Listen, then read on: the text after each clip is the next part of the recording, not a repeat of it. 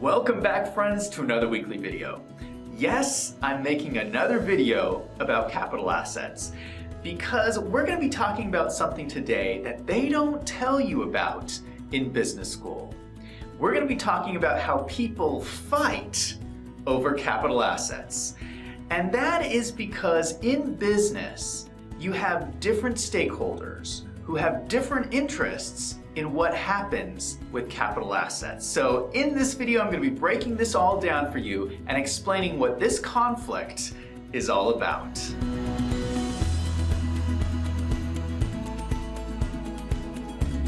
Imagine you are running a business and you have two groups of stakeholders.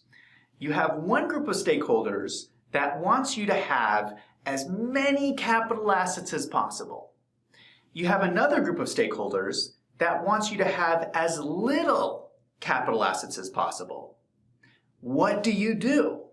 Sounds like an impossible situation, right? It is. And that is the exact situation you find yourself in business because you have two main groups of stakeholders. You have debt holders and you have owners of the business. And they want two different things when it comes to capital assets. Let's look at the balance sheet and I'll explain to you what's happening. You have assets, liabilities, and owner's equity. This is based on the famous equation we all know and love, assets equals liabilities plus owner's equity. The assets represent everything the business owns. The balance sheet describes how the assets are split up between these two groups of stakeholders, debt holders and owners. Liabilities represent the debt the business owes to other people. An example of this is when a company takes out a loan to buy a capital asset. The capital asset goes under assets and the loan goes under liabilities. Owner's equity represents the owner's interest in a business. If an owner funds the purchase of a capital asset, the capital asset goes under assets and the claim against that asset is recorded as owner's equity. These two groups of stakeholders often have competing interests. And the biggest area where they have competing interests is during bankruptcy. Now, bankruptcy is the worst case scenario for a business where a business will actually shut down. In a bankruptcy, the business would sell all of its assets and distribute the cash first to the debt holders, and then whatever is left would go to the owners. The debt holders get priority treatment. Think about what this means. If you're a debt holder, you want the company to hold as many capital assets as possible because it reduces the risk they will default on your debt.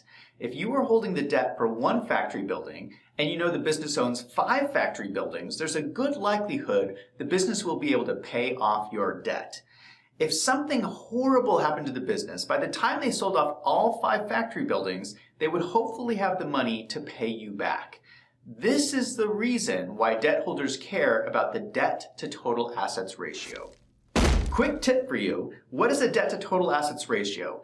This ratio compares whether assets can cover liabilities. This is used by long-term creditors to determine a business's ability to cover their debt. The more assets, the less risky the debt repayment and the better for the person holding the debt. These ratios are often written into bank loans, requiring businesses to keep above a certain level of debt to assets. So that was a lot about debt holders. But what about the owners? The owners want something very different.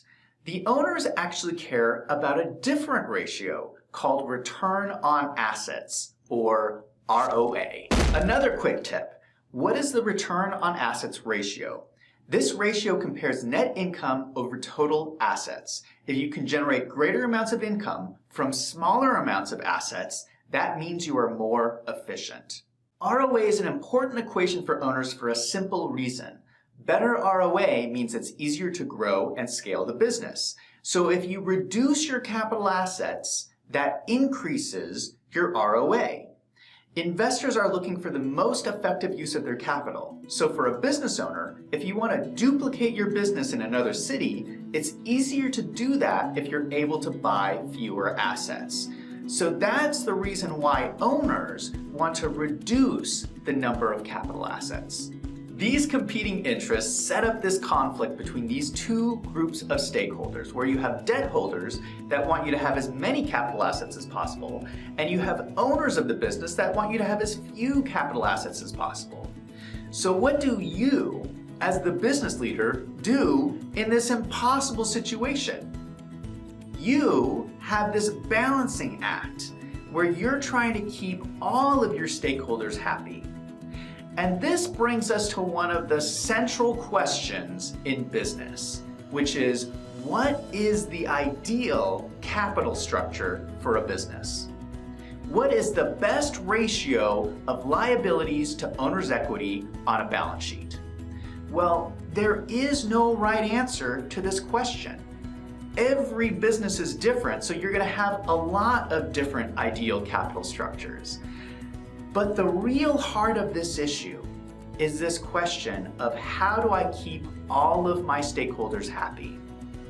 Because the goal of business is to create value for everyone.